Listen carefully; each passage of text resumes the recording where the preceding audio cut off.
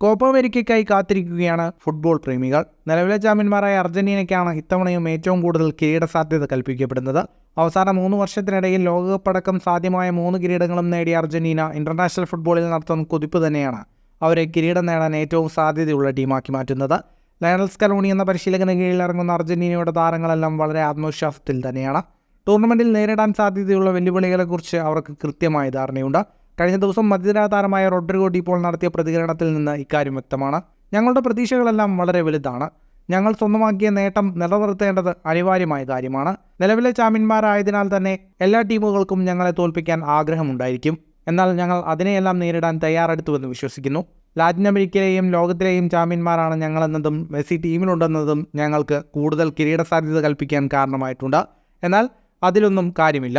Football പ്രവചിക്കാൻ കഴിയാത്ത ഗെയിമാണ്. സാധ്യത കൽപ്പിക്കുന്ന ടീമുകൾ വിജയിക്കുമെന്നുറപ്പൊന്നുമില്ല. ആദ്യത്തെ തവണയെന്ന പോലെ ഒന്നിൽ നിന്ന് തയ്യാറെടുക്കുന്ന അർജന്റീന വീണ്ടും സന്തോഷിക്കാൻ ഒരുങ്ങുകയാണെന്നും ഡി പോൾ വ്യക്തമാക്കി. ലോകകപ്പ് നേടിയ ടീമിലെ ഭൂരിഭാഗം ടീമുകളെയും നിലനിർത്തിയാണ് അർജന്റീന കോപ്പ അമേരിക്ക സ്ക്വാഡ് പ്രഖ്യാപിച്ചിരിക്കുന്നത്. പൗളോ ഡിബാലയാണ് ടീമിൽ നിന്ന് ഒഴിവാക്കപ്പെട്ട പ്രധാന താരം. ഫുട്ബോൾ ലോകത്തെ കൂടുതൽ വാർത്തകൾക്കും വിശേഷങ്ങൾക്കുമായി സ്പോർട്സ് കഫേ ഇപ്പോൾ തന്നെ സബ്സ്ക്രൈബ് ചെയ്യുക.